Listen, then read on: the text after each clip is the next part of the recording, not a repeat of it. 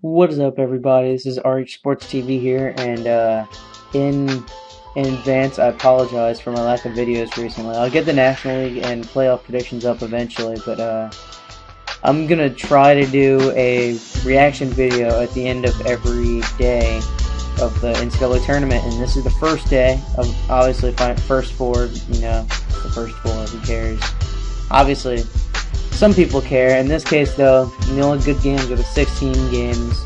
LaSalle and St. Mary's just outclassed Boise and Middle Tennessee in every way possible. So, nothing really to say about that. So, without much hesitation, here we go. The first two games of the day were Valparaiso versus Michigan State and Bucknell versus Butler. Michigan State versus Valpo was a very I'm gonna try not to curse, unless I need to, but this is not a good game. Michigan State just absolutely destroyed Valpo. It doesn't look like it from the 11-point game, but for an upset that a few people had pegged, it just never really initialized until like the very end. Valpo started. I think they ended the game on a 10-0 run, so that 11-point deficit was very misleading. And the other game was Bucknell versus Butler. And this was actually a game that I had pegged as an upset. Of course, stupid me going against Brad Stevens. Butler is a very good team still. And Bucknell has a beast down low in Mike Muscala, but it wasn't enough for them. Butler kind of eased past them. Not really eased past them, but it was an offensively challenged game. Bucknell really made it a game in the second half. I was impressed by that, but it wasn't enough. The Bulldogs ended up pulling off the win. So, yeah. Next up, we have Wichita State versus Pittsburgh. Pittsburgh, I actually had going to the Elite Eight, so they got destroyed by Wichita. That's not good for me. I had them beating Wichita, and then Gonzaga, and then UNLV. I believe it was UNLV. Oh, it definitely wasn't UNLV. So I don't know who it was, but it was somebody for sure. But anyway, yeah, that sucks for me. Pittsburgh's out. Wichita State, meanwhile, they've still got a good team. They were pretty close to not making the tournament. In fact, a few people found them overseeded at 9. But they still got a very dirty team there. Dirty in a good way. They got a very grimy defense in the best possible way. They are definitely a good team. The Shockers might be able to shock their next opponent, who I'll say later. But on the other side, New Mexico State versus St. Louis. Man, oh man. Every year there's that year that is criminally unappreciated to the point where they're like so many people realize it that it almost becomes like they're overrated. St. Louis is that team this year. St. Louis has a very efficient team. They don't really. Well, I think Kwame Mitchell is probably, I guess, their biggest star, quote unquote. But it's a very selfless team. Definitely a good team. But New Mexico State had a few pieces that could definitely dealt them some trouble. But St. Louis easily knocked them off. They defensively just smothered the Aggies before they really even had a chance to do anything. So the Billikens will move on to the next round. Next up, the play-in game winners, Mount St. Mary's, regular St. Mary's, played Memphis. Memphis, who went undefeated in Conference USA, only lost once in 2013. But St. Mary's, led by Matthew Dellavedova, has got a very good team. So Memphis definitely buried St. Mary's early, but St. Mary's started coming back. They started hitting their threes, and at the end, they were down 5 with like 10 seconds left. But somebody hit a 3. I don't remember who it was. So I'm sorry. I don't remember like the particular like players who did the stuff. I'm just giving a recap here. Somebody hit a 3, and then Memphis on the inbound actually lost it out of bounds. So St. Mary's actually had a shot to win it or tie it at the buzzer, but Dellavedova's three-pointer was a little bit over. So the Memphis Tigers move on to the next round, where they will play Michigan State. So Memphis versus Michigan State, that's definitely going to be an interesting one to watch. Adonis Thomas versus Michigan State's interior defense should be pretty fun to watch in particular. The other one was Marquette versus Davidson. Davidson looked this entire second half like they were going to win this one. I was really hoping they were going to win this one because the last time a 14 seed has won was in 2010 when Ohio beat Georgetown. Uh, so I was hoping Davidson would win this one. They didn't. They were looking like Stephen Curry was there. Stephen Curry's not there, but Jake Cohen and Nick Cochran are both there, and that's good. But Marquette just started hitting threes at the end. And that was very uncharacteristic of a team that really struggled from behind the arc for most of the season. And Marquette avoided the upset. This was easily one of the most common upsets I saw in people's brackets. I didn't have it myself. I think I actually had Marquette go into the Sweet 16, potentially even. Oh no, definitely not Elite Eight, but I definitely had them going to the Sweet 16. So I didn't have this as an upset, but still. Now, anytime there's a Louisiana team in the tournament, I root for them. Whenever a 16 seed's giving a 1 seed some shit, or in that case, any seed lower than 11, giving any seed higher than 5 some shit, I usually root for them. So obviously I was rooting hard for Southern here.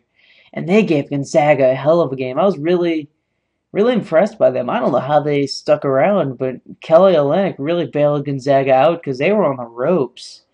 I think this was Southern good, but I think this is more of a sign of weakness of Gonzaga. I mean, they beat a Southwestern Athletic Conference team by 6 points. I don't know, swag and all that stuff, but come on, Gonzaga. On the other side, Oklahoma State was actually a team I had making a run to the Sweet 16, and that blew up right in my face. I knew Oregon had the shot to beat them. Oregon's an 8 seed disguised as a 12 seed. In fact, I thought they were going to get overseeded, but they actually got underseeded, and they were very pissed about that. So they took out their aggression on Oklahoma State. I don't know if Marcus Smart is going to commit to the draft. It looks like he will. So Oklahoma State might have to start over a little bit next year without him, and I believe without LeBron Nash as well. I don't know about Markel Brown. I haven't been following the draft, so excuse me on that. But either way, they're bounced. Oregon moves on. So Gonzaga will play Wichita State. That should be a fun one. While Oregon will play St. Louis. And actually, yeah, now that I say it, no, I did not have Oklahoma State making it to the Sweet 16. Actually, did I? I think I did, actually. I think I had them beating the Billikens. But either way, next. Here we have North Carolina A&T versus Louisville. Louisville kind of cruised. And that's definitely the best way to put it. They eased past North Carolina A&T in a way that Gonzaga was unable to do against Southern. So Louisville is clear pretty much. Yeah.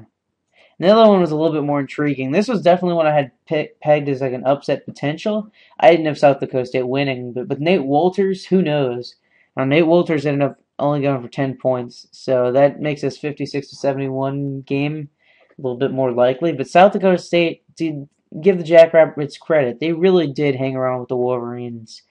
Trey Burke's scary injury was probably the biggest storyline out of this one potentially. That ended up not really mattering. He'll be all right. Trey Burke's gonna be all right for next game. But the Michigan Wolverines are through to the next round. I think this is the first time they've won a tournament game quite a while because they didn't win in one. I know they didn't win last year. They got upset by Ohio. I don't know if I'm pretty sure they got blown out by Tennessee, or maybe they blew out Tennessee. I don't remember, but either way. There's always that team that gets a lot of hype as a potential upset pick, and it never materializes. And 3 straight years, that's Belmont. Seriously, 2 years ago, they were expected to give Wisconsin a freaking mad dash for their money, and Wisconsin ended up easily taking care of them. Last year, they got matched up against Georgetown in a game that, a few less people had that pegged as an upset, but there were still quite a few people who thought Belmont would beat the Hoyas, and guess what? They didn't. So here, stupid me went for the Belmont Bruins and an upset pick over Arizona. No, that didn't happen. It did not happen. So, Arizona, as a result, they're on to the next round. And the other one, California versus UNLV. And UNLV was, I actually had them going to the Sweet 16. Now that I think about it, if I had to go back at my bracket and mess with it a little bit, this was definitely one of the ones I would have changed. before the game, I was like, wait a second, California's good. And I don't know why I didn't revise it. Because Cal ended up pulling the quote-unquote upset. I don't really call it an upset. I think, yeah, numbers say UNLV was a 5 seed, but really, I've seen them play. They're more like a 7 or 8 seed. I wasn't impressed by much with UNLV. And in Cal, in fact, they looked like a 10 or 11 seed at the end. So, really, this matchup should have happened, but I wouldn't call it really an upset. I would call it definitely, I think UNLV was definitely the favorite, but I wouldn't call it an upset per se. Meanwhile, Missouri versus Colorado State. This was, Missouri. I had Missouri as being a potential dark horse, and that didn't materialize either. You know why? Because Missouri forgot how to rebound. Just a dismal game by their big men as far as the rebounding stats concerned. Colorado State dominated them on the interior, and the Rams are on to the next round. So Mountain West is 1 for 2 in the first round, so that's good. That's better than they usually do. The Mountain West has been pretty dismal in the tournament recently. On the other side, we got Akron versus VCU. And without Alex Abreu, I figured there's no way Akron's going to win this game. But come on, I thought they were going to make it a game. I mean, seriously, Akron, oh, they were pegged as a potential at-large team for so long. And they got beat by 46 points by VCU. Havoc defense at its finest. Just organized chaos. So VCU will play Michigan. That's definitely a must-watch. Michigan's a team that doesn't like to turn the ball over. VCU's a team that loves to make the other team turn the ball over. So that should be fun. In Colorado State's case, they actually have a pretty intriguing matchup versus Louisville. And I know it's cliche, but I actually have Louisville winning my bracket. The other Final Four teams being Duke, Miami. No, I think it was New Mexico, Duke, and Georgetown. That's who the other ones were. I had Louisville over Duke in the finals. I think. I don't know if it was Louisville over Duke, but whatever. So, yeah. Colorado State could definitely give Louisville trouble, though, with their bigs. But I think Louisville's got the guards to be able to take them down. Big upset. The first day is led by this upset. New Mexico getting shocked by Harvard. I had New Mexico in the Final Four. Yeah. That's why you never trust the RPI, I guess. New Mexico. Oh, Harvard gets their first ever NCAA tournament win. Last year they couldn't do it against Vanderbilt, so I figured they'd never do it. But they did it against New Mexico anyway.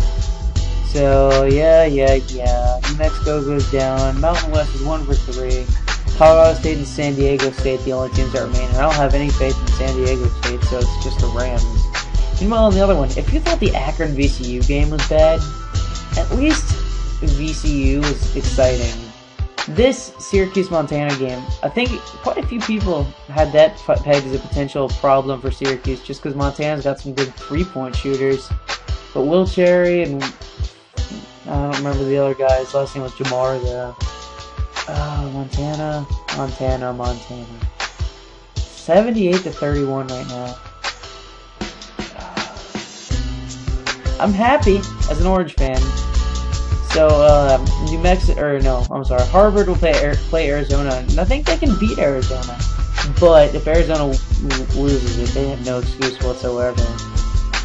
And in Syracuse's case, assuming that they don't blow a 47-point lead in the last minute and a half, they'll play Arizona. Cal. They'll play California. And that's definitely a team that could give them problems as well. Alan Crabb and Justin Cobbs in particular.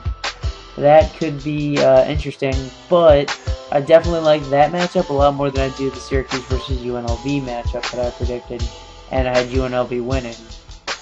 But Syracuse is looking good this year, and they couldn't do this against Asheville last year, but now they're winning by 50 points. Gee whiz. But anyway, that's it for this one. I'll meet you guys tomorrow. Maybe some crazy upsets will happen. Maybe a 15-2 even. Or we can settle for Harvard's epic win over New Mexico. What I'm thinking is this is going to be a tournament like 2010 where just a lot of crazy shit happens in the round of 32 and a Sweet 16. And probably on, because this is a very parity-filled league. I mean, in my opinion, a team like Syracuse, St. Louis, or I'm thinking of another example, VCU or Michigan from like a 4 or 5 seed has almost as good of a chance to win it as a 2 seed like Miami or Georgetown. It just all depends on the matchups, and it all depends on how hot the teams are. And baby, that is March Madness for you. So yeah, this has been RH Sports TV. So stick around. I'll try to update this more. I can't promise anything with school kind of reaching a kind of the final stretch. And I do have the next week off due to spring break.